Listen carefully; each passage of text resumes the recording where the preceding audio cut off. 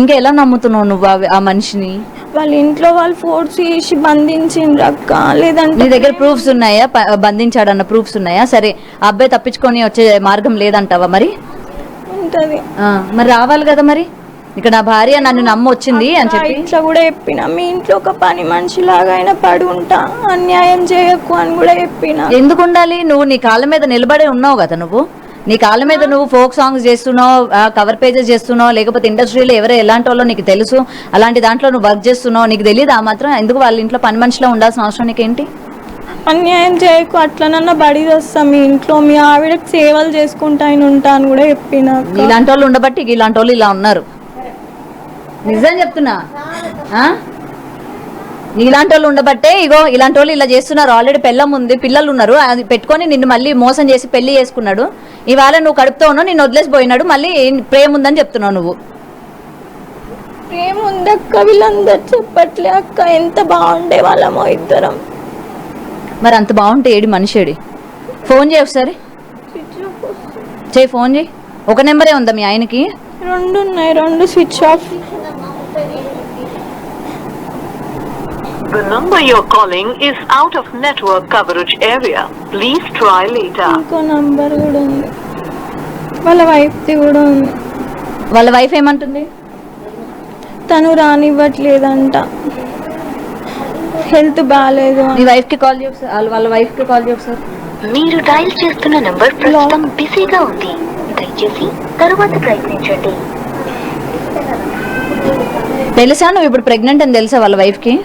ఇంట్లో అందరికీ తెలుసు, వాళ్ళ డాడీకి, వాళ్ళ అక్కకి, వాళ్ళ అక్క వాళ్ళ హస్బెండ్స్కి, ఆ చిన్న చిన్న పిల్లల కాడికి వెళ్ళి తెలుసు, కోడళ్ళ కాడికి వెళ్ళి తెలుసు, వాళ్ళ ఊళ్ళో అందరికీ తెలుసు. మరి నెక్స్ట్ స్టెప్ అయింది, మరి పోలీసులు కంప్లైంట్ ఇచ్చినావా? పిఎస్లో ఇక్కడ పటాన్చేరులో ఇచ్చిన.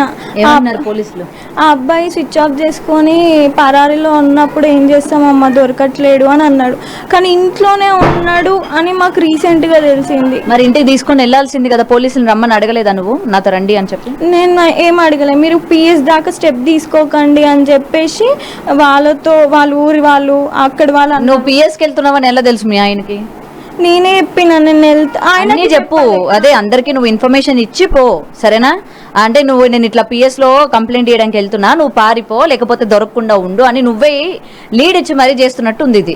అయితే పిఎస్ కి కూడా వెళ్ళినాం అక్క. వెళ్తే అబ్బాయి తప్పు చేసిండు, మీ అంటే వాళ్ళు వెళ్ళిండ్రంట, మీ ఓడే తప్పు చేసిండు.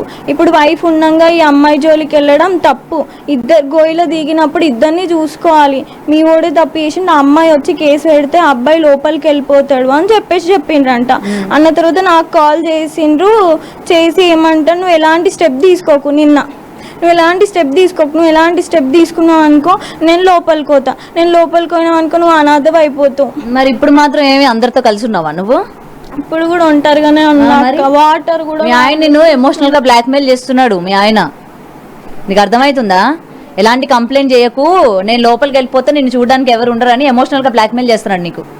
నీకు అది అర్థమవుతుందా కొంచెమైనా? ఇంకా నమ్ముతున్నావు మీ ఆయన్ని? నమ్ముతున్నావు? వస్తాడేమో అక్క, ఒక చిన్న నమ్మకం ఉంది. బేబీ నమ్మకం ఉండడంలో తప్పు లేదు, కానీ మీ ఆయన నువ్వు కంప్లైంట్ చేస్తా అన్నా, కంప్లైంట్ చేయకు, నీకు మళ్ళీ నువ్వు అనాథ అయిపోతావు అని ఈ మాటలు అంటుంటే నీకు కొంచెం కూడా డౌట్ రావట్లేదా?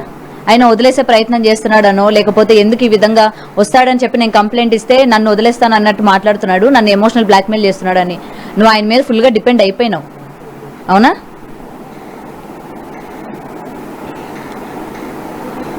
ఏదో ఒకటి చేసి కనీసం ఈ బేబీ డెలివరీ అయిందాక నన్ను రమ్మనండి అక్క, నాకేం అర్థం కావట్లేదు. కనీసం ఇంట్లో తినడానికి ఫుడ్ కూడా లేదు. అమ్మ ఏం చేసి ఏం తీసుకొచ్చి పెడుతుంది మాకు? మీ అమ్మ ఉందిగా, రూమ్ రెంట్ కట్టమాను, మీ అమ్మ ఉందిగా, వాటర్ తెమ్మని కిందికి వెళ్ళి వాటర్ ఎట్లా తీసుకొస్తుంది మా అమ్మ? డెలివరీ టైంకి వస్తే సైన్ పెడతా, ఆ సైన్ కూడా బెటర్ అక్క, పెట్టినా కూడా అక్కడిక్కడ తారుమారు చేసేస్తా. నీకు అవసరం ఇలాంటి భర్త? నార్మల్గా అడుగుతున్నాను నేను. బేబీకి తండ్రి కావాలి కదా అక్క, కనీసం బేబీ రెస్పాన్సిబిలిటీస్ అన్న తీసుకోమను.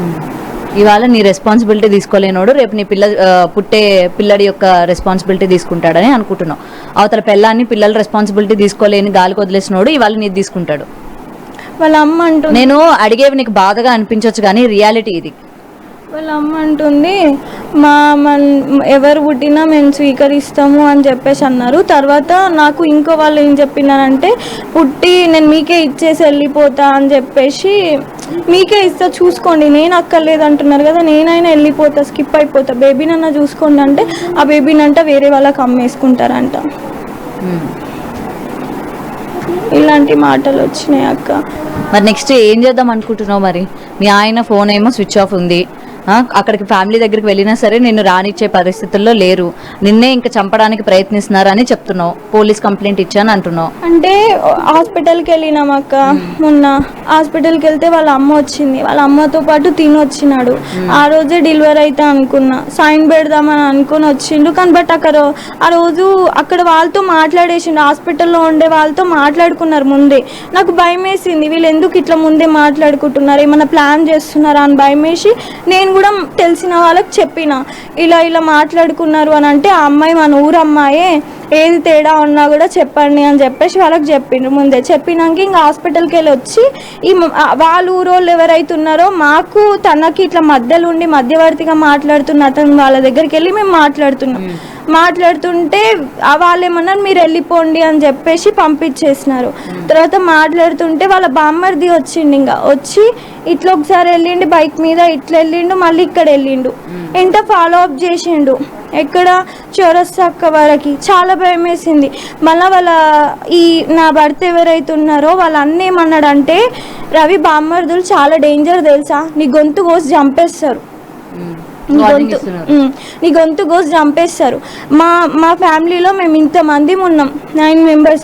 నీ ఒక్క దాని వల్ల మేము ఎందుకు సఫర్ అవ్వాలి, నువ్వు ఉరితాడు వేసుకొని చచ్చిపో, నువ్వు ఉరితాల్లాగా మాకు ఉన్నావు, నువ్వు చచ్చిపో, నీ కడుపులో ఉన్న బిడ్డ చచ్చిపోయినా మాకు సంబంధం లేదు, పుట్టని, ఒకవేళ కన్నావు అనుకో నడుపుకో, నీకు ఎట్లాగో అలవాటే కదా, షూట్స్ చేసుకో, ఏదైనా పని చేసుకొని నడుపుకో, మాకు అంటగట్ట, మాకు సంబంధం లేదంటే ఎందుకు వినట్లేవమ్మా నువ్వు అని వాళ్ళ అమ్మ.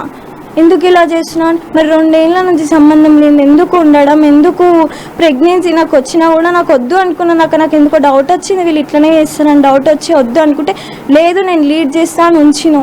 నీకు డౌట్ ఎందుకు వచ్చింది? స్టార్టింగ్ నీ భర్తను చూడగానే నమ్మకం ఉంది, నాకు చూసుకుంటాడు, మేనేజ్ చేస్తాడని నీకు అంత నమ్మకం ఉన్నప్పుడు ఇది కూడా నమ్మకంగానే ఉంచుకోవాలి కదా, మరి నీకు అప్పుడే ఎందుకు డౌట్ వచ్చిందంటే, అక్కడ వైఫ్ కి ఆల్రెడీ 2 పిల్లలు ఉన్నారు, ఆ 2 పిల్లలని సరిగ్గా చూసుకుంటుండో. క్వశ్చన్ లోనే ఆన్సర్ ఉంది తెలుసా, అట్లా చేస్తాడని నీకు తెలిసే పోయి నువ్వు గోతులో పడ్డావు. కొంచెం షూట్స్లో ఎదుగుతాము, ఎదిగినాక అప్పుడు బాబు పాపను ఉంటే నేను లీడ్ చేసుకుంటా, ఆయనకి వర్క్ అవన్నీ చేయడం రాదు. ఊరంతా పోయి వాళ్ళ ఫ్రెండ్స్ దగ్గరికి వెళ్ళినా కూడా ఒక 2000 బుట్టించుకొని రాడు. అబ్బాయి ఒక 2000 తీసుకొని రాలేని పర్సన్ ఈ 3 ఎలా లీడ్ చేస్తాడులే, తర్వాత అందాము అన్న థాట్లో నాకు ఉండే. మీ అబ్బాయిని బాగానే చూసుకునేవాడా? దేవాంశ్ తన కొడుకుని ఎప్పుడు కూడా, ఈవెన్ నా పాప పుట్టినప్పుడు కూడా నా దగ్గర ఇంత ఉంటుండే కదా, పాపని కూడా ఒక్కసారి కూడా యాడ్ చేయడం కానీ, పాప కోసం మాట్లాడడం కానీ నా దగ్గర ఎప్పుడు జరగలేదు. సో ఇదండి ప్రజెంట్ పరిస్థితి. రేణుక అయితే తన డీటెయిల్స్ అంటే తను ఎలా మోసపోయినా అని చెప్తుంది. మరి 10 రోజుల నుంచి కూడా అసలు ఎక్కడికి పరారైపోయారో కూడా తెలియదు. ఆల్రెడీ మన లైవ్లో కాల్స్ చేసినప్పటికీ ఫోన్లన్నీ కూడా స్విచ్ ఆఫ్ వస్తున్నాయి. తనకి ఇంతకు ముందు పెళ్లి అయిందని కూడా తెలుస్తోంది. మరి తిన్న విషయంకి వచ్చేసరికి అంత నమ్మకంగా ఉన్న వ్యక్తి ఎందుకు ఈ రోజు ఇలా మోసం చేశాడు? ఇంకా ఈ అమ్మాయి అదే భ్రమలో ఉంది, తన భర్త వస్తాడు చూస్తాడు అని. మరి నిజంగా వచ్చేవాడైతే ఇవాళ తిని ఇలా వదిలేసి వెళ్ళేవాడే కాదు. మరి నెక్స్ట్ ఆల్రెడీ కూడా వీళ్ళు పిఎస్లోని కంప్లైంట్ ఇచ్చాను అని కూడా చెప్తూ ఉన్నారు. మరి చూడాలి అసలు ఏం జరుగుతుంది ఏంటి, పిఎస్లోని పోలీసులు తన దగ్గరికి వెళ్తారా లేదా, లేకపోతే రేణుక ఏం చేయబోతుందో ఏంటన్న విషయాలు కూడా ఇంకా క్లియర్గా తెలియాల్సి ఉంది. కెమెరామెన్ గౌరవ్తో గౌతమి, రిపోర్టింగ్, హైదరాబాద్. రైట్, మీడియాని అయితే ఆశ్రయించడం జరిగింది ఒక అమ్మాయి. అయితే ఆ అమ్మాయి ఏంటి అన్న డీటెయిల్స్ కనుక కనుక్కున్నట్టయితే తను ఈ కవర్ పేజెస్ అలాగే ఫోక్ సింగర్ అని కూడా తెలుస్తోంది. అయితే అంత లైమ్ లైట్ లో లేకపోయినప్పటికీ ఇప్పుడు తనకి కష్టం వచ్చిందని చెప్పి మీడియాని ఆశ్రయంగా కోరుకుంటుంది. అయితే ఇంతకీ ఏంటి ఆ కష్టం అని చెప్పి కూడా ఇవాళ తను పిలిచిన వెంటనే తన దగ్గరికి కూడా రావడం జరిగింది. తను ఇప్పుడు 9 నెలల గర్భవతి. అయితే తనకు వచ్చిన సమస్య ఏంటి, ఇక్కడ వాళ్ళ తల్లి కూడా ఉన్నారు, అసలు ఏం జరిగింది ఏంటి వాళ్ళ తల్లి మాటల్లో కూడా తెలుసుకునే ప్రయత్నం చేద్దాం. అమ్మ, పాప ఇక్కడ అసలు ఎప్పటి నుంచి ఉంటున్నారు, అసలు సమస్య ఏంటి, మీ అమ్మాయికి వచ్చిన సమస్య? 2 సంవత్సరాల నుంచి ఉంటుండ్రు. సంవత్సరం అయింది తెలిసి. అసలు అంటే మీడియాని ఆశ్రయించడానికి రీజన్ ఏంటి? మీ పాపకు వచ్చిన సమస్య ఏంటి? నా మనిషిని చంపేయాలని చూస్తుంది. ఎవరు చూస్తున్నారు? మాట్లాడు వాళ్ళ మీ అల్లుడు చూస్తున్నాడు. ఎందుకు? గరీబ్ పిల్ల, డబ్బు లేదు, స్వీకరిస్తలేరు అంతే. ఏం వీళ్ళు ప్రేమ పెళ్లి చేసుకున్నారా లేకపోతే పెద్దలు కుదిర్చారు? షూటింగ్ కు డ్రైవర్ అయినా నడిపిస్తుండే 1500 ఇచ్చి షూటింగ్ పోతే అలా షూటింగ్ ఆయన కారు తీసుకున్నారు. ఈ ఇద్దరు ఎట్లా కలిసిరా భగవంతుడికి తెలియాలమ్మా, నాకు తెలియదు. అయిపోయి మీకు చెప్పి చేసుకున్నారా పెళ్లి? చెప్పకుండా చెప్పలేదు, చెప్పకుండా చేసుకున్నారు. చెప్తే ఎక్కడొద్దంటారా అని చెప్పలేరు. ఎన్నేళ్ళు అయిందమ్మా వాళ్ళకి పెళ్ళికి? 3 సంవత్సరాలు అయింది. పాప ఇప్పుడు 9 నెలలు గర్భవతి. మరి అసలు వీళ్ళిద్దరికి సమస్య ఎక్కడి నుంచి మొదలైంది? ఎందుకు ఇవాళ చంపాలని చూస్తున్నారు? వాళ్ళ అన్న, అబ్బాయి వాళ్ళ అన్న ఎందుకు?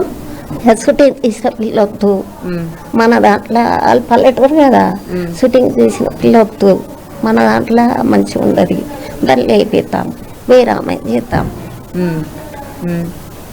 ఎన్ని రోజుల నుంచి కనపడకుండా పోయాడు మీ అల్లుడు? 15 రోజులే. ఏం చెప్పి వెళ్ళాడట ఇంటి నుంచి? మీరు ఉన్నారా అప్పుడు? మీ కూతురుతోనే మీరు ఇక్కడ ఉండేవాళ్ళ?